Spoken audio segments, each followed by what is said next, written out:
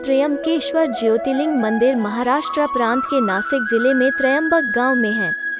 गौतम ऋषि तथा गोदावरी के प्रार्थनानुसार भगवान शिव इस स्थान में वास करने की कृपा की और त्र्यंबकेश्वर नाम से विख्यात हुए। मंदिर के अंदर एक छोटे से गड्ढे में 3 छोटे छोटे लिंग हैं। ब्रह्मा, विष्णु और शिव इन तीनों देवों के प्रतीक माने जाते हैं। शिव पुराण के अनुसार ब्रह्मगिरी पर्वत के ऊपर जाने के लिए चौड़ी चौड़ी 700 सीढ़ियां बनी हुई हैं। इन सीढ़ियों पर चढ़ने के बाद रामकुंड और लक्ष्मण कुंड मिलते हैं और शिखर के ऊपर पहुंचने पर गोमुख से निकलती हुई भगवती गोदावरी के दर्शन होते हैं। त्र्यंबकेश्वर ज्योतिर्लिंग में ब्रह्मा, विष्णु और महेश तीनों ही विराजित हैं। यही इस ज्योतिर्लिंग की सबसे बड़ी विशेषता है। अन्य सभी ज्योतिर्लिंगों में केवल भगवान शिव ही विराजित हैं। गोदावरी नदी के किनारे स्थित त्र्यंबकेश्वर मंदिर काले पत्थरों से बना है। मंदिर का स्थापत्य अद्भुत है। इस मंदिर के पंचक्रोशी में काल सर्प शांति, त्रिपिंडी विधि और नारायण नागबली की पूजा संपन्न होती है, जिन्हें भक्तजन अलग अलग मुराद पूरी होने के लिए करवाते हैं। इस प्राचीन मंदिर का पुनर्निर्माण तीसरे पेशवा बालाजी अर्थात नाना साहब पेशवा ने करवाया था। इस मंदिर का जीर्णोद्धार 1755 में शुरू हुआ था और 31 साल के लंबे समय के बाद 1786 में जाकर पूरा हुआ। कहा जाता है कि इस भव्य मंदिर के निर्माण में करीब 16 लाख रुपए खर्च किए गए थे, जो उस समय काफी बड़ी रकम मानी जाती थी। गांव के अंदर कुछ दूर पैदल चलने के बाद मंदिर का मुख्य द्वार नजर आने लगता है। त्र्यंबकेश्वर मंदिर की भव्य इमारत सिंधु आर्य शैली का उत्कृष्ट नमूना है। मंदिर के अंदर गर्भगृह में प्रवेश करने के बाद शिवलिंग की केवल अर्घा दिखाई देती है, लिंग नहीं। गौर से देखने पर अर्घा के अंदर 1-1 इंच के 3 लिंग दिखाई देते हैं। इन लिंगों को त्रिदेव ब्रह्मा, विष्णु और महेश का अवतार माना जाता है। भोर के समय होने वाली पूजा के बाद इस अर्घा पर चांदी का पंचमुखी मुकुट चढ़ा दिया जाता है। त्र्यंबकेश्वर मंदिर और गांव ब्रह्मगिरी नामक पहाड़ी की तलहटी में स्थित है। इस गिरी को शिव का साक्षात रूप माना जाता है। इसी पर्वत पर पवित्र गोदावरी नदी का उद्गम स्थल है। प्राचीन काल में त्र्यंबक गौतम ऋषि की तपोभूमि थी। अपने ऊपर लगे गोहत्या के पाप से मुक्ति पाने के लिए गौतम ऋषि ने कठोर तप कर शिव से गंगा को यहाँ अवतरित करने का वरदान मांगा। फलस्वरूप दक्षिण की गंगा अर्थात गोदावरी नदी का उद्गम हुआ। गोदावरी के उद्गम के साथ ही गौतम ऋषि के अनुनय विनय के उपरांत शिवजी ने इस मंदिर में विराजमान होना स्वीकार कर लिया। 3 नेत्रों वाले शिव शंभू के यहाँ विराजमान होने के कारण इस जगह को त्र्यंबक 3 नेत्रों वाले कहा जाने लगा। उज्जैन और ओंकारेश्वर की ही तरह त्र्यंबकेश्वर महाराज को इस गांव का राजा माना जाता है। इसलिए हर सोमवार को त्र्यंबकेश्वर के राजा अपनी प्रजा का हाल जानने के लिए नगर भ्रमण के लिए निकलते हैं। इस ज्योतिर्लिंग की स्थापना के विषय में शिव पुराण में यह कथा वर्णित है। एक बार महर्षि गौतम के तपोवन में रहने वाले ब्राह्मणों की पत्नियां किसी बात पर उनकी पत्नी अहिल्या से नाराज हो गईं। उन्होंने अपने पतियों को ऋषि गौतम का अपमान करने के लिए प्रेरित किया। उन ब्राह्मणों ने इसके लिए श्री गणेश जी की आराधना की। उनकी आराधना से प्रसन्न हो गणेश जी ने प्रकट होकर उनसे वर मांगने को कहा। उन ब्राह्मणों ने कहा, प्रभु, यदि आप हम पर प्रसन्न हैं तो किसी प्रकार ऋषि गौतम को इस आश्रम से बाहर निकाल दें। उनकी यह बात सुनकर गणेश जी ने उन्हें ऐसा वर न मांगने के लिए समझाया, किंतु वे अपने आग्रह पर अटल रहे। अंततः गणेश जी को विवश होकर उनकी बात माननी पड़ी।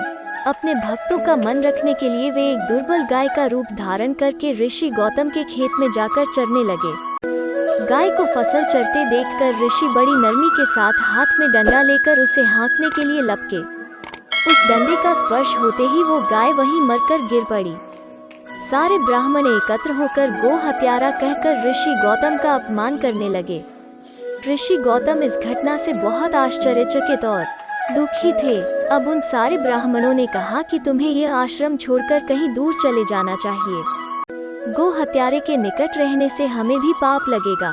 विवश होकर ऋषि गौतम अपनी पत्नी अहिल्या के साथ वहां से 1 कोस दूर जाकर रहने लगे, किंतु उन ब्राह्मणों ने वहां भी उनका रहना दूभर कर दिया। वे कहने लगे, गो हत्या के कारण तुम्हें अब वेद पाठ और यज्ञ आदि के कार्य करने का कोई अधिकार नहीं रह गया। ऋषि गौतम ने उन ब्राह्मणों से प्रार्थना की कि आप लोग मेरे प्रायश्चित और उद्धार का कोई उपाय बताएं।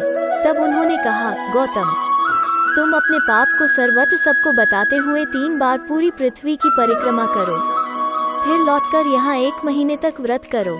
इसके बाद ब्रह्मागिरी की 101 परिक्रमा करने के बाद तुम्हारी शुद्धि होगी, अथवा यहाँ गंगा जी को लाकर उनके जल से स्नान करके 1 करोड़ पार्थिव शिवलिंगों से शिवजी की आराधना करो। इसके बाद पुनः गंगा जी में स्नान करके इस ब्रह्मगिरी की 11 बार परिक्रमा करो। फिर 100 घड़ों के पवित्र जल से पार्थिव शिवलिंगों को स्नान कराने से तुम्हारा उद्धार होगा। ब्राह्मणों के कथनानुसार महर्षि गौतम वे सारे कार्य पूरे करके पत्नी के साथ पुनर्तः तल्लीन होकर भगवान शिव की आराधना करने लगे। इससे प्रसन्न हो भगवान शिव ने प्रकट होकर उनसे वर मांगने को कहा। महर्षि गौतम ने उनसे कहा, मैं यही चाहता हूँ कि आप मुझे गो हत्या के पाप से मुक्त कर दें। शिव ने कहा, गौतम, तुम सर्वथा निष्पाप हो। गो हत्या का अपराध तुम पर छल पूर्वक लगाया गया था। छल पूर्वक ऐसा करवाने वाले तुम्हारे आश्रम के ब्राह्मणों को मैं दंड देना चाहता हूँ। इस पर महर्षि गौतम ने कहा कि प्रभु, उन्हीं के निमित्त से तो मुझे आपका दर्शन प्राप्त हुआ है। अब उन्हें मेरा परमहित समझकर उन पर आप क्रोध न करें। बहुत से ऋषियों, मुनियों और देवगणों ने वहाँ एकत्र हो गौतम की बात का अनुमोदन करते हुए शिव से सदा वहाँ निवास करने की प्रार्थना की। वे उनकी बात मानकर वहाँ त्रयंबक ज्योतिर्लिंग के नाम से स्थित हो गए। गौतम जी द्वारा लाई गई गंगा जी भी वहाँ पास में गोदावरी नाम से प्रवाहित होने लगी। यह ज्योतिर्लिंग समस्त पुण्यों को प्रदान करने वाला है। प्रत्येक सोमवार के दिन त्रयंबकेश्वर महाराज के पंचमुखी सोने के मुखौटे को पालकी में बैठाकर गांव में घुमाया जाता है। फिर कुशावर्त तीर्थ स्थित घाट पर स्नान कराया जाता है। इसके बाद मुखौटे को वापस मंदिर में लाकर हीरे जड़ित स्वर्ण मुकुट पहनाया जाता है। यह पूरा दृश्य त्रयंबक महाराज के राज्याभिषेक सा महसूस होता है। इस यात्रा को देखना बेहद अलौकिक अनुभव है। शिवरात्रि और सावन सोमवार के दिन त्रयंबकेश्वर मंदिर में भक्तों का तांता लगा रहता है। भक्त भोर के समय स्नान करके अपने आराध्य के दर्शन करते हैं।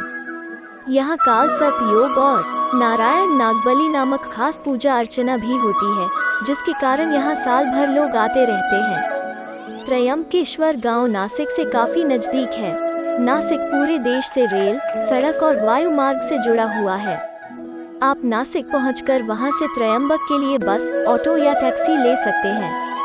टैक्सी या ऑटो लेते समय मोल भाव का ध्यान रखें एवं पूरे नासिक घूमने के लिए टैक्सी के सिर्फ 2500 से ज्यादा ना दे एवं नासिक घुमाकर यही टैक्सी आपको शिरडी रात को छोड़ देगी। इसी धनराशि में आपको अलग से कोई धनराशि नहीं देनी होगी।